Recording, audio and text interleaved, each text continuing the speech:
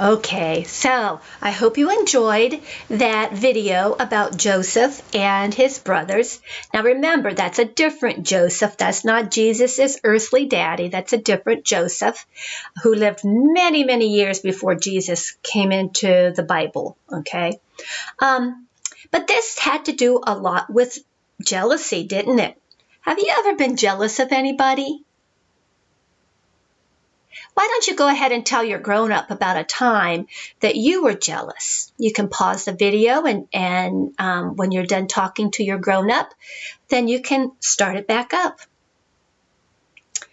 Okay, so yeah, jealousy is a very common feeling. Sometimes we get jealous when our parents are too busy to listen to us. Do you think that our parents are doing that to be mean to us? No, they've got lots of responsibilities. And so sometimes they just have to do some other things first. That doesn't mean they don't love you or care about you.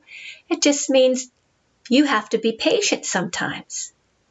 And do you think in the story that the brothers, why do you think they were jealous of Joseph?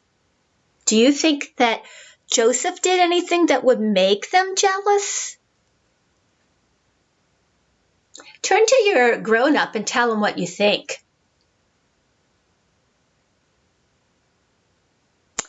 So yeah, I think that if my brother kept telling me about dreams that he had that said, ooh, I'm the best, I'm so good, all the sun and the stars, they bow down to me. I think I'd be a little jealous too. I think I would get a little tired of hearing him brag all the time. Yeah, have you ever heard anybody brag?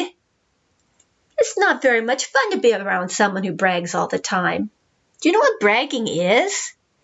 It's when you say something to make yourself seem important or really special by making other people feel less important or less special. That's what his brothers felt like when he was saying, oh, I'm so important that even the stars and the moon and sun, they all have to bow to me, which means they needed to bow to him too, right? And do you think maybe his dad did anything that might make the other boys in the family feel jealous? Turn to your grown-up and tell them what you think that Joseph's dad did that probably didn't help make things between his brothers and Joseph go very smoothly. Yeah, he gave him that very special coat, right, of many colors, and he didn't make it a secret that he really liked Joseph better than the other kids in the family, and so that made all of them feel sad, and it also made them not like Joseph very much. So those are all things that made him feel jealous. Now, when they went out into the with the sheep and things to go out, and the brothers decided that they had had enough of Joseph and his bragging, and they decided that they were going to throw him down in a well and go home. First, they were just planning to leave him there, but then they got the idea of selling him into slavery, and then they took his very special coat home, and they told the dad a lie, didn't they? So they did some pretty bad things. They treated their brother very badly, and they lied to their father. Those were very bad things to do, weren't they? Yeah. So another thing that I wanted to talk about was, how do you think Joseph was able to forgive them for those bad things that he did? That they did to Joseph? Well, forgiveness is a really, really powerful thing. It makes other people feel better because you have forgiven them, sure. It does that. But it does something even more important. It takes that feeling that you get when you get your feelings hurt, and the first thing a person wants to do when someone hurts their feelings is maybe to go hurt somebody else's feelings right back. That's not what Jesus wants us to do. He wants us to forgive, because Jesus knows if we forgive, if we let go of that hurt feeling or that anger because someone treated us wrong, if we let that go by forgiving them, we take all that that negative stuff out of our heart and we make room for more love. So then we can do more loving things and help other people, right? When you're feeling bad and sad, and grumpy and grouchy, you don't go around helping people very much, do you? Mm-mm. So if we want to be the kind of people Jesus wants us to be, to bring his love to other people, then we have to be willing to let go and make room in our hearts to do nice things. And it also helps other people be able to do the same thing, because they will want to, they'll be so happy that you forgave them, they'll want to change their ways. They'll want to do better, make better choices. Okay, so it's a very powerful thing. And that's why I liked the Goldilocks story that I shared with you, instead of the traditional one where the bears just find her and they scare her and she runs away. I like this one because at the end of the story, Goldilocks apologizes, doesn't she? She said, I didn't mean to break your chair and I wanted to fix it. And I didn't really mean to eat all your food. I was just really hungry because I was lost. And she wanted to try to make up for her bad choices. Now, Goldilocks made a lot of bad choices, didn't she? Her very first bad choice was to go into somebody's house when they weren't there. That was not a very smart thing to do, and I would hope that nobody would try to do that. That's just not a safe thing to do. But she also made some other bad choices, but she tried to make up for those, didn't she? And the bears forgave her. They could have been really mad and not forgiven her. They could have even eaten her up, right? But they didn't. They said, oh, I feel sorry, that you were lost. I understand. Tell you what, I'm going to make you some food, and I'm going to call your mom, and she's going to come and pick you up, and it'll be okay. We'll make sure that you're safe and get you home. And then that made Goldilocks want to help even more. So she helped do the dishes. She helped fix the chair. And they got to be friends, didn't they? They all got to be friends. You think that would happen if they didn't forgive her? No, it wouldn't. No. So forgiveness is a very powerful gift that we have, that Jesus wants us to use to make it a better place for everybody to live.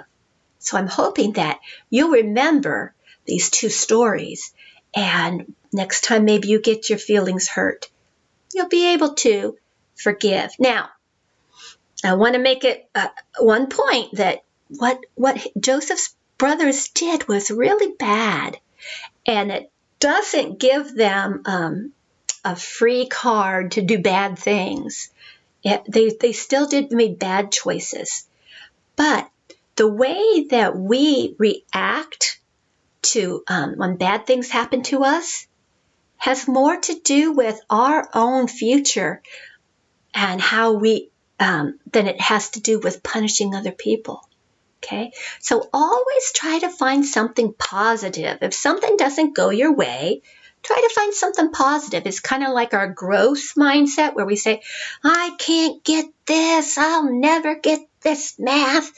No, we don't say that, do we? We say, oh, this is hard, but I know I can do it. I can't do it yet, but if I keep trying, I know I can learn this. And then someday, maybe, you'll be in a situation where you'll be able to tell somebody, don't worry, you'll get it, just keep trying. everything works together to make us a better person and to make the world better. And that brings me to my last point that I wanted to make about Joseph and his brothers. And that is that Joseph had a very special talent. Do you remember what that was? Yeah, he could interpret dreams. He could look at somebody's dreams and find the hidden message in them. And he was able to use that talent to save so many people from starving to death in Egypt. And do you think that would have happened if his brothers had not made those bad choices? Would he ever have ended up in Egypt in the first place? He might not have. And Joseph realized that. He realized that what his brothers did was wrong, but instead of dwelling on that, he thought, well, if that had never happened to me, I would never have ended up in Egypt.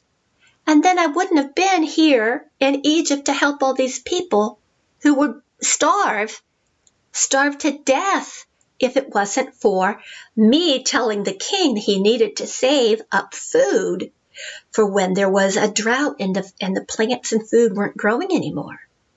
Okay, so we all have God-given talents that God wants us to use in a special way. And the way we find out what those are is by praying and listening. Okay, praying is not just talking. You have to listen, because that's when God comes into your heart and talks to you.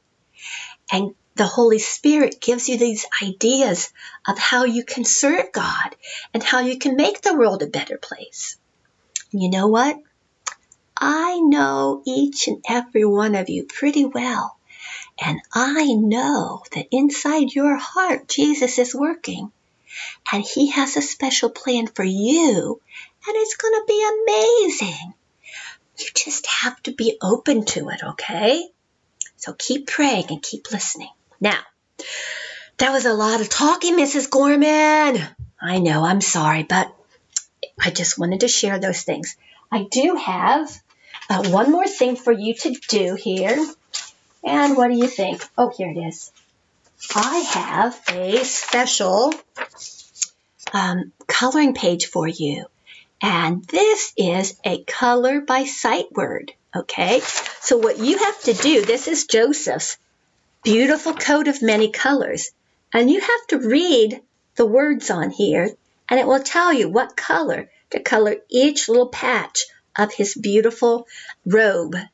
And then when you're done with that, if you want to, you can take some other paper and you can actually make a face and glue it on and put some arms and hands and feet on there, and you will have a beautiful picture of Joseph in his beautiful, beautiful coat of many colors.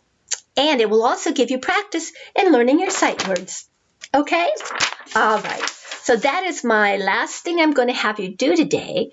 And tomorrow we will have a lot of fun activities that I've been planning all week, and I kind of had to move a few things around to get things to fit together just right. So I'm looking forward to tomorrow. I would love to see your beautiful pictures when you're done, so send me a picture. And have a good rest of your day, and I will see you tomorrow. Bye. Stay healthy. I miss you.